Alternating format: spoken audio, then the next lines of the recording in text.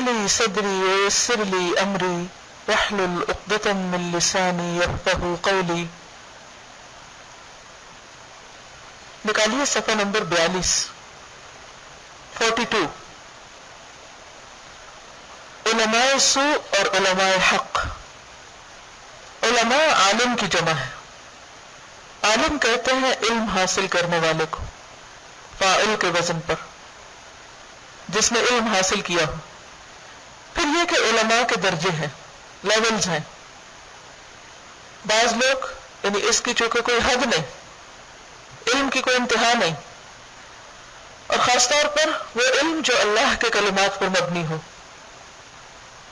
قرآن پاک میں آتا ہے کہ اگر سارے سمندر سیاہی بن جائیں اور اتنے ہی اور بھی ہوں اور سارے درخت کلمے بن جائیں تو میرے رب کے کلمات پھر بھی ختم نہ ہو. اللہ کے علم کے مقابلے میں انسانوں کا علم قطرے برابر بھی نہیں جو سمندر کے مقابلے میں ہو. اللہ سبحانہ وتعالیٰ نے اپنے پیغمبر محمد الرسول اللہ صلی اللہ علیہ وسلم کو قرآن مجید سورۃ طٰہٰ میں فرمایا وَقُلْ رَبِّ زِدْنِي عِلْمًا، اور آپ کہہ دیجئے کہ اے میرے رب میرے علم میں اضافہ فرما. تو ہم میں سے ہر ایک کو علم حاصل کرنے کا حریص ہونا چاہیے، اور ہماری زندگی کا کوئی دن ایسا نہ گزرے کہ جس میں ہم کوئی نئی بات نہ سیکھیں. ایک حدیث میں آتا ہے کہ وہ تباہ ہو گیا جس کا آج اس کے کل سے بہتر نہیں. تو میں ہمیشہ سوچتی ہوں کہ وہ کیا طریقہ ہو کہ جس سے میرا آج میرے کل سے بہتر ہو، میرا حال میرے ماضی سے بہتر ہو. کیونکہ ہم روٹین میں بہت سے اعمال کرتے ہیں، صبح اٹھتے ہیں، نماز پڑھتے ہیں، قرآن پڑھتے ہیں، ذکر اذکار کرتے ہیں، روٹین کے کام کرتے ہیں، شام ہو جاتی ہے، بس وہ ایک مونوٹنس سی لائف ہے. تو کچھ کہہ نہیں پاتی کہ کون سی چیز ہے جو کل کے مقابلے میں آج میں نے اچھی کی. تو بسا اوقات اعمال کے اعتبار سے ہم کل کے مقابلے میں آج اس کو انکریز نہیں کر پاتے، زیادہ نہیں کر پاتے، یا کوئی بہت بڑے درجوں پہ نہیں پہنچ پاتے. تو میری سمجھ میں یہ آتا ہے کہ اگر ہم اللہ سبحانہ وتعالیٰ کے اس حکم کے مطابق ہر روز اپنے علم میں، نفع مند علم میں اضافہ کرتے چلے جائیں تو علم روشنی ہے، علم خیر اور بھلائی کے دروازے کھولتا ہے. اور جب علم میں اضافہ ہوتا ہے تو یقیناً طرح طرح کے اعمال کرنے کا بھی شوق پیدا ہوتا ہے، اور یہ غیر محسوس طریقے سے آج کل سے بہتر ہوتا جاتا ہے. انسان اپنا تزکیہ کرتا چلا جاتا ہے، انسان اپنی برائیوں سے، اپنی خامیوں سے آگاہ ہوتا جاتا ہے، نیکی کا حریص ہوتا ہے، قناعت کر کے بیٹھ نہیں جاتا، زیادہ سے زیادہ کی فکر میں رہتا ہے، کبھی اپنے اعمال پر راضی نہیں ہوتا، اور اس طرح اس کو موقع ملتا چلا جاتا ہے کہ وہ اپنے آج کو کل سے بہتر کر سکے. تو علم حاصل کرنے کی تو کوئی حد نہیں، لیکن جو بھی علم حاصل کرتا ہے اور خاص طور پر علم حاصل کرنے کے ایک درجے تک پہنچ جاتا ہے، وہ علم کے ایک درجے کو حاصل کر لیتا ہے اور علم والا کہلاتا ہے. ہم سب اپنے آپ کو عالم یا علماء تو نہیں کہتے، لیکن بہرحال ہم طالب علم اور علم والوں کے راستے پر ضرور ہیں. تو جب ہمارا تعلق علم والوں سے ہو گیا تو ہم پر ایک ذمہ داری عائد ہو گئی کہ اب ہم اس علم کی قدر کریں. ہم علم کے ساتھ پہچانے جاتے ہیں، اور خاص طور پر علم دین کے ساتھ. ہم پڑھے لکھے لوگ ہیں، اہل کتاب ہیں، امی نہیں ہیں، اب کتاب جانتے ہیں. تو کتاب جاننے کے تقاضے کیا ہیں؟ علم والوں کے اخلاق کیا ہوتے ہیں؟ ان کے طریقے کیا ہوتے ہیں؟ ان کے انداز کیا ہوتے ہیں؟ ان کو بھی اپنانے کی ضرورت ہے. ابن الجوزی لکھتے ہیں کہ علماء سوء، برے عالم، وہ ہیں جن کا علم حاصل کرنے سے مقصود دنیوی آسائش یعنی دنیا کے فائدے حاصل کرنا، دنیا داروں کی نظروں میں اعتبار حاصل کرنا، کہ جو لوگ دنیا میں آگے بڑھے ہوئے ہیں ان کی نگاہوں میں مقام پانا، کہ وہ ہمیں کچھ سمجھے اور ہمیں اہمیت دیں، اور جاہ منزلت تک پہنچنا ہو، یعنی ہمیں اس علم کے ذریعے بڑے درجے حاصل ہوں اور ہم پہچانے جائیں اور ہم لوگوں میں شہرت پائیں اور ہمارا نام ہو. تو بات یہ ہے کہ علم حاصل کرنا، اس کے پیچھے ایک نیت اور ایک غرض ہوتی. اور وہ غرض کیا ہونی چاہیے؟ اللہ کی رضا حاصل کرنا، نہ کہ دنیا میں نام پیدا کرنا. کیونکہ بہت سے لوگوں کا مطلب کیا ہوتا ہے، کوئی سرٹیفکیٹ حاصل کرنے کا، کوئی ڈگری حاصل کرنے کا، کہ وہ اس کے ساتھ اب پہچانے جائیں کہ ہاں فلاں نے تو یہ کورس کر رکھا ہے، یا فلاں کے پاس تو یہ عالمہ کی ڈگری ہے، یا فلاں کے پاس تو یہ مرتبہ ہے. یہ غرض نہیں ہونی چاہیے. حضرت ابو ہریرہ رضی اللہ عنہ سے مروی ہے کہ نبی صلی اللہ علیہ وسلم نے فرمایا، جو آدمی دنیا کا سامان حاصل کرنے کے لیے ایسا علم سیکھے جس سے اللہ کی رضا حاصل کی جاتی ہو، تو وہ قیامت کے روز جنت کی خوشبو بھی نہ پائے گا. یعنی جو شخص دین کا علم کس لیے حاصل کرے کہ اس سے دنیا کا فائدہ حاصل کرے، تو پھر اس کے لیے جنت میں کوئی ٹھکانہ نہیں، حتیٰ کہ خوشبو بھی نہیں ملے گی. خواہ وہ ساری زندگی دنیا میں قرآن حفظ کرے اور بڑی بڑی تفسیریں پڑھے اور علماء کے حلقوں میں جائے، لیکن مقصد اس کا کیا ہے کہ اس کی وجہ سے مجھے دنیا کی شہرت ملے، یا دنیا میں نام ملے، یا دنیا میری آسان ہو جائے، تو اس سے بری نیت کوئی نہیں ہوگی. دوسری حدیث میں آپ نے فرمایا، جس نے اس لیے علم حاصل کیا کہ علماء سے مقابلہ کرے کہ اب میں بھی جواب دے سکتا ہوں، یا جہلاء سے جھگڑے، یعنی جن کے پاس علم نہیں ان سے بحثیں کرنی شروع کر دے، یا لوگوں کی توجہ اپنی طرف مبذول کرائے کہ دیکھو میں علم والا ہوں، میرے پاس بہت کچھ ہے، تو وہ آگ میں داخل ہوگا. یعنی جہاں علم حاصل کرنے کا اتنا بڑا اجر و ثواب ہے، وہاں اگر نیت غلط ہے تو پھر فائدہ کچھ نہیں. تو ہمیں کس چیز سے بچنا ہے؟ کسی کے مقابلے سے، کہ چونکہ اس کے پاس یہ ڈگری ہے لہٰذا مجھے یہ ڈگری حاصل کرنی، اس لیے نہیں سیکھنا علم کہ میں اس کے مقابلے پہ آ جاؤں، میں بھی اس جیسا بن جاؤں یا اس سے آگے نکل جاؤں. اور دوسری طرف جن کے پاس علم نہیں ان سے شفقت کا معاملہ کرنا ہے، ان سے بحثیں نہیں کرنی، ان کو حقیر نہیں سمجھنا کہ تمہیں یہ بھی نہیں آتا، تمہیں وہ بھی نہیں پتا. کل تک ہمیں کہاں آتا تھا؟ اگر اللہ نے ہم پر احسان کیا تو ہمیں دوسروں کے ساتھ مہربانی کا سلوک کرنا ہے. بعض سلف نے کہا، موت کے وقت سب سے زیادہ ندامت کوتاہی کرنے والے عالم کو ہوتی ہے. یعنی جس کے پاس علم ہوتا ہے لیکن وہ اس کی قدر نہیں کرتا، اس پر عمل نہیں کرتا، اس کی پرواہ نہیں کرتا، اسے استعمال نہیں کرتا، اس سے فائدہ نہیں اٹھاتا، اس سے فائدہ نہیں پہنچاتا. معلوم ہونا چاہیے کہ عالم پر صرف اوامر و نواہی کی پابندی ہے. اوامر سے کیا مطلب ہے؟ جن چیزوں کا اللہ نے حکم دیا، جیسے یا ایھا الذین آمنوا کہہ کے، اور نواہی جن سے روکا کہ یہ نہ کرو. اس کے لیے یہ ضروری نہیں کہ وہ دنیا سے بے رغبت ہو اور جائز چیزوں سے پرہیز کرے. یعنی عالم کے اوپر پابندی کس چیز کی ہے کہ جس چیز کا اللہ نے حکم دیا وہ کرے، جس سے منع کیا اس سے رک جائے، لیکن یہ نہیں کہ وہ دنیا چھوڑ کر جنگلوں میں جا بیٹھے. اور جو چیزیں اللہ نے جائز اور حلال قرار دی ہیں ان سے بھی رک جائے، کیونکہ جن چیزوں کو اللہ نے استعمال کرنے کے لیے کہا ہے، مثلا کلوا من طیبات ما رزقناکم، تو انسان کہے چونکہ اب میں عالم ہو گیا ہوں تو اس لیے مجھے کھانے پینے سے کوئی سروکار نہیں. ہاں اسے یہ ضرور چاہیے کہ جہاں تک ممکن ہو دنیا تھوڑی حاصل کرے، یعنی پھر وہ علم کے راستے کی قدر کرے اور اس میں آگے بڑھے، نہ کہ دنیا میں آگے بڑھنے کی دوڑ میں لگ جائے. کیونکہ دنیا کی طرف بڑھنے والے تو بہت سارے ہیں، اور اگر علم والے بھی علم کی خدمت چھوڑ کر دنیا کے پیچھے لگ گئے تو پھر لوگوں کے مستقبل کا کیا ہوگا؟ پھر علم کی خدمت کون کرے گا؟ اس لیے کہ ہر ایک جسم ہر قسم کی چیز کو قبول نہیں کرتا، لوگوں کی طبیعتیں مختلف ہوتی ہیں. بیان کیا جاتا ہے کہ حضرت سفیان ثوری بڑے خوش خوراک تھے اور کہا کرتے تھے جب تک تم گھوڑے کو اچھی خوراک نہ دو گے وہ کام نہیں کرے گا. یعنی ان کی طبیعت مختلف تھی، وہ کھانے پینے کے معاملے میں ہر چیز نہیں کھا لیتے تھے، وہ اچھی چیز کھاتے تھے. اور کیا کہتے تھے؟ کس نیت سے کھاتا ہوں؟ تاکہ پھر زیادہ کام کر سکوں. ان کے مقابلے میں امام احمد بن حنبل رحمہ اللہ بڑی سخت زندگی پر بھی صبر کر لیتے تھے. طبیعتیں مختلف ہوتی ہیں. تو ایک چیز جو سب کے لیے ہے، ہر طرح کے عالم کے لیے، وہ کیا ہے بتائیے؟ نمبر 1، جو اللہ نے کرنے کو کہا وہ کرے، اور جس چیز سے رکنے کو کہا رک جائے. لیکن باقی جو تقویٰ کے مختلف لیولز ہیں یا کام کرنے کے، علم حاصل کرنے کے درجے ہیں وہ بھی مختلف ہیں، علم سکھانے کے درجے بھی مختلف ہیں، اور علم کی راہ میں قربانیاں کرنے کے بھی درجے مختلف ہیں. وہ ہر ایک کی اپنی اپنی طبیعت کے مطابق ہے. کچھ لوگ بہت صبر کر سکتے ہیں، بہت زیادہ محنت کر لیتے ہیں، وہ 2-4 گھنٹے سو کر بھی بہت کام کر لیتے ہیں، اور کچھ لوگوں کو جب تک 6 گھنٹے نیند نہ ملے وہ چل نہیں سکتے. تو طبیعتیں مختلف ہے نا. تو ان معاملوں میں پھر کمپیئر نہیں کرنا چاہیے.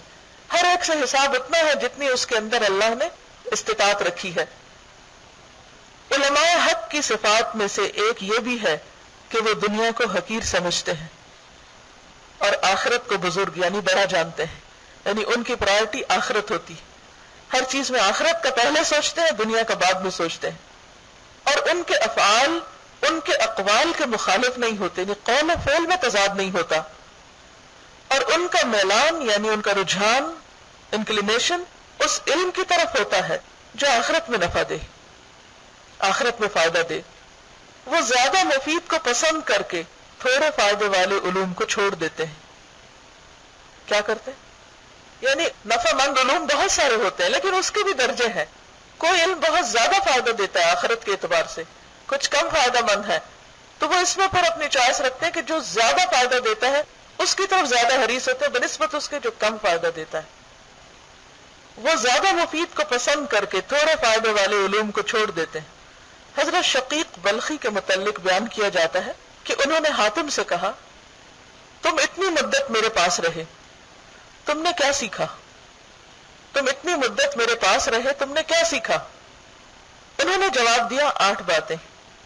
اب کوئی کہنے والا کہے اتنے سالوں میں صرف 8 باتیں سیکھی؟ کیا تھی وہ 8 باتیں؟ پہلی یہ کہ میں نے لوگوں کو دیکھا تو معلوم ہوا کہ ہر آدمی کا کوئی نہ کوئی محبوب ہوتا ہے، یعنی کسی نہ کسی سے وہ شدید محبت کرتا ہے، اور جب وہ قبر میں جاتا ہے تو محبوب جدا ہو جاتا ہے. یعنی دنیا میں تو وہ چیز کسی نہ کسی طرح حاصل کر ہی لیتا ہے، اپنے ساتھ رکھ لیتا ہے. کسی کو مال و دولت سے محبت ہوتی، کسی کو انسانوں سے، کسی کو اپنی اولاد سے، کسی کو علم سے، کچھ لوگوں کو اقتدار سے بڑی محبت ہو، یعنی کسی نہ کسی چیز سے. لیکن ہوتا کیا ہے؟ ہوتا یہ کہ جو ہی انسان فوت ہوتا ہے تو وہ چیز پیچھے رہ جاتی، ساتھ نہیں جاتی. بس میں نے نیکیوں کو اپنا محبوب بنا لیا تاکہ وہ قبر میں میرے ساتھ رہیں. آپ سب نے پڑھ رکھا ہے کہ قبر میں کیا ہوگا.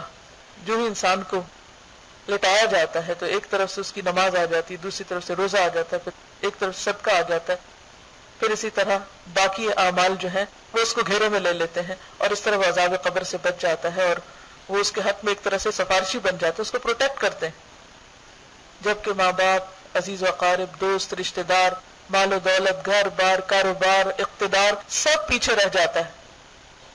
تو کہتے ہیں کہ میں نے نیکیوں کو اپنا محبوب بنا لیا کہ وہ میرے ساتھ رہیں. یعنی سب سے زیادہ محبت اچھے کاموں سے ہو گئی. دوسری یہ کہ میں نے اللہ تعالیٰ کے اس فرمان کو دیکھا، وَنَهَى النَّفْسَ عَنِ الْهَوَىٰ، اور نفس کو خواہشات سے روکا، تو میں نے اسے خواہشات کو روکنے کی مشقت دی اور میرا نفس اللہ کی عبادت پر آ کر ٹھہر گیا. یعنی عبادت میں دل زیادہ لگنے لگا، عبادت میں دھیان زیادہ لگنے لگا. امام ابن القیم الجوزیہ کہتے ہیں، وہ بعد کے عالم ہیں، یہ عبد الرحمن ابن الجوزی ہیں، بہت سے لوگ دونوں کو مکس کر جاتے ہیں. ابن الجوزی اوپر لکھا ہوگا کتاب کے باہر، آپ باہر پڑھیے. اور وہ ہے ابن القیم الجوزیہ، ہاں کے ساتھ آخر میں. ان کی کتابیں بھی بہت مفید ہیں. انشاءاللہ اللہ نے زندگی رکھی، توفیق دی تو پھر کسی اور موقع پر آپ کو ان کی کوئی کتاب پڑھائی جائے گی. ان کی کتاب الفوائد. تو وہ لکھتے ہیں کہ 4 چیزیں کفر کے ارکان ہیں. جیسے اسلام کے ارکان ہیں نا 5 جو انسان کو اللہ کی اطاعت کی طرف لے جاتے ہیں، تو اسی طرح کفر کے 4 ارکان ہیں جن میں سب سے پہلا تکبر ہے. ابلیس نے کیا کیا تھا؟ ابا واستکبر، تکبر کیا تھا. تکبر جب انسان میں آ جاتا ہے تو وہ اللہ کے آگے نہیں جھکتا، کفر ہو گیا. دوسری ہے حسد. ابلیس نے کیا کیا تھا؟ کس سے؟ آدم سے. جب انسان کے اندر حسد آ جاتا ہے تو وہ نصیحت قبول نہیں کرتا، وہ ضد میں آ جاتا ہے، بات نہیں مانتا. پھر تیسری چیز ہے غضب، غصہ، اینگر. جب حسد ہوتا ہے تو انسان کو غصہ بہت آتا ہے، بات بات میں غصہ آتا ہے. جب غصہ آتا ہے تو انسان عدل اور انصاف کی بات نہیں کر سکتا. اور چوتھی چیز ہے خواہشات. خواہشات انسان کو اندھا بہرا کر دیتی، اللہ کی فرما برداری نہیں کرنے دیتی. مثلا کسی کو مال کی خواہش ہوتی، اب وہ مال کمانے میں اتنا مصروف ہے کہ عبادت کا وقت ہی نہیں اس کے پاس، نماز تاخیر سے پڑھ رہا ہے، کبھی قضا کر رہا ہے. کسی کو باتوں کی بڑی خواہش ہوتی، وہ گھر والوں کے ساتھ بیٹھ کے باتیں کر رہے ہیں، دوستوں کے ساتھ باتیں کر رہے ہیں، کوئی پرواہ نہیں، اذان ہو گئی، نماز ہو گئی، کوئی فرق نہیں پڑتا. لیکن جن لوگوں کو اللہ سے محبت ہوتی ہے ان کے لیے رسول اللہ صلی اللہ علیہ وسلم کی زندگی بہترین نمونہ ہے. آپ اپنے گھر والوں کے بیچ میں بیٹھے ہوتے تھے، ہنسی مذاق کر رہے ہوتے تھے، لیکن جو ہی اذان ہوتی اجنبی ہو جاتے. حضرت عائشہ فرماتی آپ اجنبی ہو جاتے، گویا ہمیں پہچانتے ہی نہیں، جانتے ہی نہیں ہم کو، دھیان کسی اور طرف لگ جاتا. اب وہ کتنا بھی پسندیدہ کام ہو رہا ہے، مثلا مزے مزے کے کھانے کھائے جا رہے ہیں، یا پھر یہ کہ گپ شپ لگی ہوئی ہے، یا دوستوں میں بیٹھے ہیں، یا کچھ اور واچ کر رہے ہیں، تو پھر کیا ہوتا ہے اگر اللہ کی محبت نہ ہو تو انسان خواہشات سے نکل نہیں سکتا. تو خواہشات بہت بڑی رکاوٹ ہے اللہ کی طرف جانے میں. تو یہ کہتے ہیں کہ میں نے اللہ تعالیٰ کے اس فرمان کو دیکھا، وَنَهَى النَّفْسَ عَنِ الْهَوَىٰ، اس کے بعد آگے آتا ہے نا فَإِنَّ الْجَنَّةَ هِيَ الْمَأْوَىٰ. تو کہتے ہیں کہ میں نے اپنے آپ کو پھر خواہشات سے روکا، بس اس حد پہ رک گیا. اس کا یہ مطلب نہیں کہ خواہشات کو مار دینا چاہیے، ہمارے دین کا سبق نہیں ہے کہ خواہشات کو کچل دو. یہ اور مذاہب میں ہے، ہمارا دین اعتدال کا دین ہے. جو بھی اللہ نے ہمارے لیے حلال، جائز اور طیب اور اچھی چیز میں خوشی رکھی ہے، اس خوشی سے اپنے آپ کو محروم کرنا زیادتی ہے. کیونکہ انسان کے نفس کا بھی حق ہے، انسان کے ذہن کا بھی حقوق ہے، انسان کے عقل کا حق ہے، انسان کے جسم کا حق ہے. تو مختلف حقوق ہے ہمارے جسم کے بھی ہم پر. تو خوش ہونا منع نہیں، لیکن خوشی ایک لمٹ میں. یہاں تک خوشی کی حد ہے، اس کے بعد نہیں. اس کے بعد اللہ کی پکار آ گئی، ساری خوشی وہیں روک دی جائے. اب ہر چیز سے اجنبی ہو کر انسان اللہ کے آگے جھک جائے. تو وہ کہتے ہیں کہ میں نے اپنے نفس کے گھوڑے کو کھینچ لیا، کنٹرول کر لیا. تیسری یہ کہ میں نے دیکھا کہ جس کسی کے پاس کوئی قیمتی چیز ہوتی ہے وہ اس کی حفاظت کرتا ہے. آپ بھی سوچ لیجئے کس کس چیز کو آپ بہت سنبھال کے رکھتے ہیں اور اسے بچا کے رکھتے ہیں اور پھر لاکرز میں رکھتے ہیں. میں نے اللہ تعالیٰ کے اس ارشاد کو ما عندکم ینفد وما عند اللہ باق، جو تمہارے پاس ہے وہ ختم ہو جائے گا اور جو اللہ کے پاس ہے وہ باقی رہے گا. تو جب بھی میرے ہاتھ میں کوئی قیمتی چیز آئی میں نے اسے خدا کی راہ میں خرچ کر دیا، اللہ کے پاس جمع کرا دیا تاکہ وہ میرے پاس باقی رہے. لیکن ہم اسے وارثوں کے لیے چھوڑ جاتے ہیں. چوتھی یہ کہ میں نے لوگوں کو دیکھا کہ وہ مال اور حسب نسب اور بزرگی کو دیکھتے ہیں. یعنی وہ لوگوں کو دیکھتے ہیں، کس چیز سے پرکھتے ہیں اور تولتے ہیں کہ کسی کے پاس مال کتنا ہے، کس فیملی سے بلانگ کرتا ہے، دنیاوی سٹیٹس کیا ہے. لوگوں کے اندر یہ چیزیں تلاش کرتے ہیں اور ان کی حقیقت کچھ بھی نہیں. تو میں نے اللہ تعالیٰ کے اس ارشاد پر غور کیا، ان اکرمکم عند اللہ اتقاکم، تم میں سب سے زیادہ معزز عزت والا وہ ہے جو زیادہ تقوی والا ہے. اتقاکم،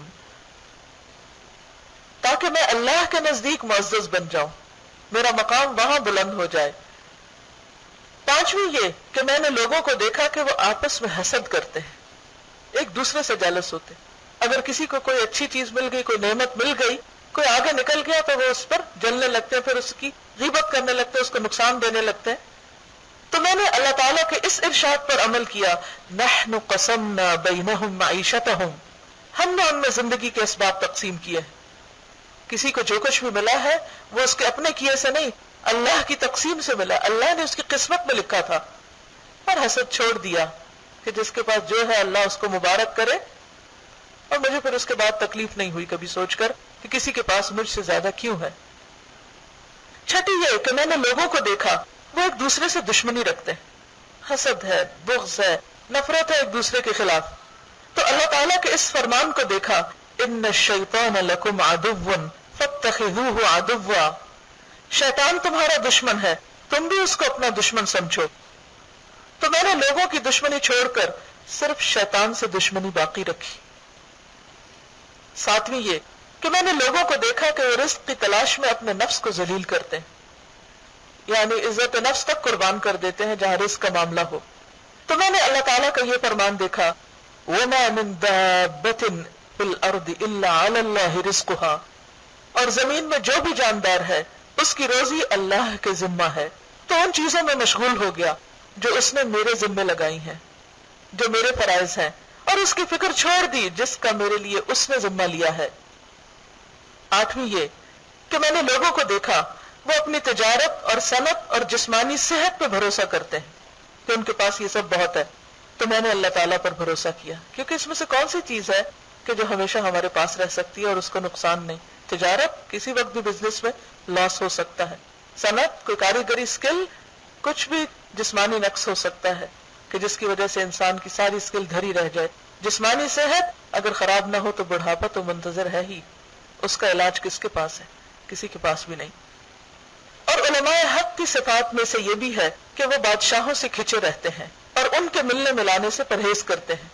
इसकी वजह यह है कि जिस दौर में इब्नुल जौजी रहमहुल्लाह थे, यानी जो उनका दौर था, उसमें अब्बासी हुकूमत थी और अब्बासी हुकूमत भी जवाल पजीर हो चुकी थी और बादशाह जो थे वो ऑल इन ऑल होते थे। तो बाज़ औक़ात वो ऐसे अहकाम जारी करते कि जिसमें लोगों के ऊपर जुल्म सितम हुआ करता था। अब उसके लिए, उस जुल्म सितम को रवा रखने के लिए वो उलमा को इस्तेमाल करते थे और उनसे फतवे ले लेते थे, और उलमा को बादशाहों की नजर में बड़ा बनने के लिए, जाहो मर्तबा और मंजिलत हासिल करने के लिए फिर वो बात कहनी पड़ती थी जो उनको खुश करे, ना कि वो जो अल्लाह को राजी करे। लिहाजा वो ये कहते हैं कि उलमाए हक चूंकि दुनियावी शोहरत, कदर मंजिलत और मालो दौलत उनकी ख्वाहिश नहीं होती, लिहाजा वो बादशाहों के पास नहीं जाते कि उनसे कुछ हासिल कर सके, क्योंकि बादशाहों के पास जाने में खतरा था कि अगर जाएंगे तो वो उनसे, क्योंकि उलमा की उस दौर में बहरहाल इतनी इज्जत जरूर थी कि उलमा जो कुछ कहते थे लोग मानते थे, तो बादशाह जो चीज बराह रास्त नहीं मनवा सकते थे वो उलमा के जरिए मनवाते थे। तो उलमा एक तरह से टूल बन जाते थे उनका। तो जो उलमाए हक थे वो क्या करते थे? बादशाहों से बच के रहते थे ताकि कहीं हमारे जरिए वो अपना कोई गलत काम न कर सके। हजरत हुज़ैफा रज़ी अल्लाह अन्हु ने फरमाया, फितने के मकामात से बचो, फितने की जगहों से बचो। फितने की जगह कौन सी? कि जिसमें पढ़कर इंसान अपने दीन पर कायम न रह सके। सूरत अल हदीद की आखिरी आयत में आपने देखा कि मुनाफिकीन को कहा जाएगा जब वो क़यामत के दिन कहेंगे कि हमें भी अपने नूर में से दे दो क्योंकि हम तुम्हारे साथ थे दुनिया में, तो जवाब क्या देंगे? वलाकिन्नकुम फतनतुम अनफुसकुम वरतब्तुम वतरब्बस्तुम वगर्रतकुमुल अमानी, तुमने अपने आप को खुद फितने में डाला और तुम्हें लंबी लंबी ख्वाहिशात में धोखे में डाले रखा और तुम इंतजार में रहे कि अच्छा ये हो जाए तो फिर मैं अल्लाह के दीन की तरफ आऊंगा। पूछा कि वो कौन से मकामात हैं? तो फरमाया उमरा के दरवाजे। तुम में से कोई आदमी अमीर के पास जाता है तो उसके झूठ की तस्दीक करता है, क्योंकि आप वो जो कह रहे हैं उसके खिलाफ नहीं बोल सकते, अगर बोलेंगे तो फिर वो शामत आएगी, या उसकी झूठी तारीफ करके उसे खुश करने की कोशिश करता है। तो बेहतर है कि इंसान ऐसे इंसान से मिले ही ना कि जहां जाकर उसके ईमान में कमी आए। हजरत सईद बिन मुसय्यब रज़ी अल्लाह अन्हु ने फरमाया, जब तुम किसी आलिम को देखो कि उमरा के दरवाजे पे जाता है तो उससे बचो, वो चोर है। बाज़ सलफ ने कहा, जितनी तुम उनसे दुनिया हासिल करोगे उससे ज्यादा वो तुम्हारा दीन खराब करेंगे। उलमाए हक की सिफात में से यह भी है कि वो फतवा देने में जल्दी नहीं करते, जजमेंटल नहीं होते, फौरन फौरन फैसले नहीं करते और सिर्फ वही फतवा देते हैं जिसका उनको यकीन होता है। इस मौके पर मैं आप सबसे भी खुसूसी गुजारिश करूंगी कि लोगों के बारे में जजमेंटल ना हो, फौरी फौरी फैसले ना सुना दें, ये कुफर है, ये शिरक है, ये हराम है, ये बिदत है, ये फलां है, ये फलां है। खैर खाही के साथ लोगों को नसीहत करें लेकिन जल्दी ना करें और लोगों के पीछे ना पड़े। सलफ यानी इब्तिदाई दौर के जो उलमा थे फतवा को एक दूसरे पे टालते जाते, यानी अगर कोई एक से पूछने आता तो वो क्या कहता? तुम फलां से पूछ लो, वो ज्यादा जानता है। वो उसके पास जाता तो वो किसी तीसरे का नाम लेता कि तुम उसके पास चले जाओ, वो मुझसे ज्यादा जानता है, وہ زیادہ اچھا جواب دے گا تم کو. یعنی وہ یہ نہیں کہتے تھے کہ لاؤ میں بتاؤں مجھے زیادہ پتا ہے، وہ کیا جانتا ہے، تم اس کے پاس گئے کیوں تھے، پہلے ہی میرے پاس آتے. فتویٰ کو ایک دوسرے پہ ٹالتے جاتے یہاں تک کہ پہلے کے پاس ہی آ جاتا، گھوم گھوم کر اسی کے پاس آ پہنچتا. حضرت عبد الرحمن ابن ابی لیلہ نے کہا میں نے اس مسجد میں حضرت رسول اللہ صلی اللہ علیہ وسلم کے 120 صحابہ کرام کو دیکھا ہے. یہ تابعی ہیں عبد الرحمن. 120 صحابہ کو دیکھا، ان میں سے جس کسی سے بھی کوئی حدیث یا فتویٰ پوچھا جاتا تو اس کا دل یہی چاہتا کہ کوئی دوسرا بھائی اس کا جواب دے دے. لیکن اب معاملہ ان لوگوں کی جرت تک آ پہنچا ہے جو ایسے مسائل کا جواب دینے کے لیے جری ہو جاتے ہیں کہ اگر وہی مسائل عمر بن خطاب کو پیش آتے تو اہل بدر کو اکٹھا کر کے ان سے مشورہ لیتے، اکیلے جواب نہ دیتے. اگر عمر بن خطاب رضی اللہ عنہ کسی معاملے میں جلد بازی نہیں کرتے تھے تو پھر باقی لوگوں کو حق کہاں سے پہنچتا ہے؟ وہ جو آپ کے قریب ترین تھے اور جن کا علم باقیوں کے مقابلے میں زیادہ تھا، وہ بھی اپنی رائے پر نہیں اتراتے تھے اور اپنی رائے پر ان کو عجب نہیں ہوتا تھا کہ ہماری رائے سب سے بہتر ہے لہذا اسی کو مان لیا جائے. ان کی صفات میں یعنی علماء حق کی صفات میں سے یہ بھی ہے کہ ان کی اکثر بحث اعمال کے علم میں ہوتی ہے کہ عمل کیسے کیا جائے. یہ ایک خاص نشانی ہوتی ہے ان کی. یعنی جب وہ علم حاصل کرتے ہیں تو توجہ کس پہ ہوتی؟ بتائیے، بولی، کہ عمل کیسے کیا جائے. اور پھر یہ کہ عمل کس طرح ضائع ہو جاتے ہیں، کون سی چیزیں اعمال کو ضائع کر دیتی ہیں، اور دل مقدر کیسے ہوتے ہیں، یعنی میلے کیسے ہوتے ہیں، اور وساوس کیوں پیدا ہوتے ہیں. کیونکہ اعمال کی صورتیں قریب اور آسان ہوتی ہیں، چنانچہ ان کو پاک صاف رکھنا مشکل ہوتا ہے. اور دین کی بنیاد اس پر ہے کہ آدمی برائی سے بچے، لیکن جب تک اس کا علم نہ ہو انسان برائی سے کیسے بچ سکتا ہے. ان کی صفات میں سے یہ بھی ہے کہ وہ اعمال شرعیہ کے یعنی شرعی احکام جو ہیں یعنی لیگل احکام، اس کے اسرار اور حکمتوں کے متعلق بحث کرتے تھے. صرف ظاہری اعمال کو نہیں دیکھتے تھے کیا حلال ہے کیا حرام، یہ بھی دیکھتے تھے کہ حلال ہے تو حکمت کیا ہے، حرام ہے تو حکمت کیا ہے، اس کا راز کیا ہے کہ یہ چیز اللہ نے حرام قرار دے دی. لیکن اگر وہ معلوم نہ ہو سکے تو شریعت کے سامنے جھک جانے کو کافی سمجھتے تھے کہ اللہ کا حکم ہے بس کر لیا جائے. ان کی صفات میں سے یہ بھی ہے کہ وہ صحابہ اور خیار تابعین کی اتباع کرتے ہیں یعنی بہترین تابعین کی پیروی کرتے ہیں اور بدعات سے بچتے ہیں. اللہ تعالی ہم سب کو بھی باعمل علم والا بنائے. ویسے مطلب کیا ہے علماء سو کا؟ سو کس کو کہتے ہیں؟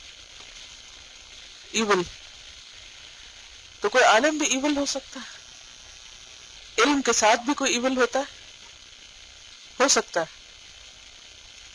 آپ کے خیال میں کون سا عالم اور کون سا علم جو ہے وہ انسان کے لیے نقصان دہ ہو سکتا ہے؟ علم انسان کے لیے نقصان دہ کب ہوتا ہے؟ اگر انسان کی انٹینشن اچھی نہ ہو، اگر غلط مقصد کے لیے علم حاصل کیا جائے، اور اگر دین کا علم دنیا حاصل کرنے کے لیے حاصل کیا جائے تو اس سے بدترین چیز کوئی نہیں. ایسا شخص جنت کی خوشبو بھی نہ پائے گا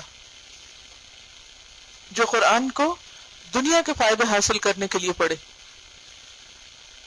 حضرت ابو ہریرہ نے روایت کیا ہے نبی صلی اللہ علیہ وسلم نے فرمایا جو آدمی دنیا کا سامان حاصل کرنے کے لیے ایسا علم سیکھے جس سے اللہ کی رضا حاصل کی جاتی ہے تو وہ قیامت کے روز جنت کی خوشبو بھی نہ پائے گا. جنت میں جانا تو دور کی بات. اور کیا مقصد ہو سکتا ہے؟ اور کون سا علم انسان کے لیے نقصان دہ ہوتا ہے؟ بری انٹینشن میں اور کیا چیز آتی ہے؟ شہرت حاصل کرنے کی غرض، لوگ ان کی رسپیکٹ کریں، لوگ ان کو آنر دیں، لوگ ان کو بہت عزت دیں، اور دوسروں کو حقیر جانیں، دوسروں سے مقابلہ کریں، اور سٹیٹس کی خاطر، اور جو انسان کے اندر تکبر پیدا کرے. یعنی عالم کا مقصد لوگوں کو اپنی ذات سے جوڑنا نہ ہو علم سکھا کر، بلکہ لوگوں کو اللہ سے جوڑنا ہو اور اس سے مقصود اللہ کی رضا حاصل کرنا ہو. صحیح علم انسان کے اندر کیا کیفیت پیدا کرتا ہے؟ انسان کے اندر کیا چیز آتی ہے صحیح علم کی وجہ سے؟ حکمت، تقوی اور عاجزی. تواضع، ہیوملٹی، اور آخرت کی محبت. انسان کے اندر آخرت کی محبت پیدا ہو جاتی. انسان دنیا کے مقابلے میں آخرت کو زیادہ چاہنے لگتا ہے. دنیا کی کامیابی سے زیادہ آخرت کی کامیابی اس کا مطمع نظر بن جاتی. یہ ڈائریکٹلی ہم سے ریلیٹڈ، کیونکہ ہم علم حاصل کرنے والے لوگ ہیں. ہماری نیتیں خالص ہونی چاہیے، اور بار بار ہمیں اپنی نیتوں کا جائزہ لینا چاہیے اور اپنی اصلاح کرتے رہنا چاہیے. کبھی بھی ہم یہ نہ سمجھے چونکہ ہم علم حاصل کر رہے ہیں اس لیے ہم خود بخود آٹومیٹیکلی بہت سے عیبوں سے پاک ہو جائیں گے. اور پھر وہ 8 باتیں کیا تھیں جو ایک شاگرد نے اپنے استاد سے سیکھی کئی سالوں کے بعد؟ شقیق بلخی کے بارے میں آتا ہے کہ انہوں نے اپنے شاگرد حاتم سے کہا کہ تم اتنی مدت میرے ساتھ رہے ہو، مجھ سے کیا سیکھا ہے؟ تو کون سی تھی وہ 8 باتیں؟ نمبر 1، ہر شخص کا کوئی محبوب ہوتا ہے اور میں نے نیکیوں کو اپنا محبوب بنا لیا. نمبر 2، خود کو خواہشات سے روکنا. خواہشات انسان کو کہاں لے جاتی ہیں؟ جہنم میں، اور اللہ سے دور کر دیتی ہیں. اس کا مطلب ہے دل میں انسان کی کوئی خواہش ہونی ہی نہیں چاہیے، کیونکہ خواہشات جو ہیں ان کی کئی قسمیں ہیں، اور جس خواہش سے یہاں روکا گیا ہے وہ خواہش ہے جو انسان کو اللہ سے دور کرے. اب مثلا آپ کے دل میں اگر علم حاصل کرنے کی خواہش ہے تو خواہش بری ہے، اللہ کی راہ میں نکلنے کی خواہش ہے تو بری ہے. بنیادی طور پر بری خواہشات سے بچنا مراد ہے. تیسری چیز کیا سیکھا انہوں نے اپنے استاد سے؟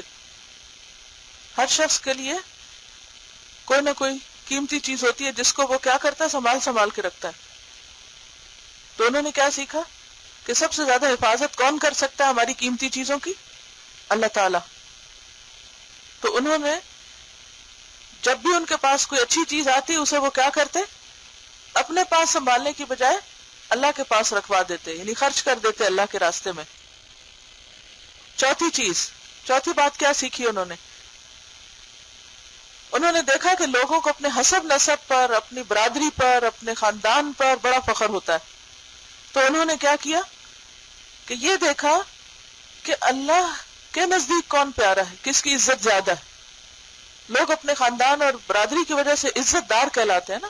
عموماً بچوں کو بھی کیا بتاتے ہیں، ہم فلاں خاندان سے تعلق رکھتے ہیں، یہ غلط کام نہ کرنا، خاندان کے نام پہ دھبا نہ آئے، خاندان کا نام خراب نہ ہو. لیکن اللہ کے ہاں کسی کی عزت کسی خاص خاندان میں، گروہ یا برادری میں ہونے کی وجہ سے نہیں ہے. کس وجہ سے ہے؟ تقوی کی وجہ سے. تو پھر انسان کو کیا حاصل کرنے کی کوشش کرنی چاہیے؟ تقوی. اور 5ویں چیز، کس چیز نے ان کو مدد کی حسد دور کرنے میں؟ اس آیت نے مدد دی کہ یہ ساری اللہ کی تقسیم ہے. کسی کے پاس زیادہ ہے یا کم ہے تو یہ اللہ کے دین ہے، تو مجھے اللہ کے فیصلوں پہ راضی ہو جانا چاہیے، ناراض نہیں ہونا چاہیے، کیونکہ حاسد دراصل اللہ کے فیصلے پر ناراض ہوتا ہے. 6ٹھی چیز، ہر ایک کسی سے دشمنی رکھتا ہے، ہر ایک کو کوئی نہ کوئی برا لگتا ہے. تو انہوں نے کیا کیا؟ شیطان کو دشمن بنا لیا. 7ویں چیز، کتنی دیر لگے گی صرف ریوائز کرنے میں ہم کو؟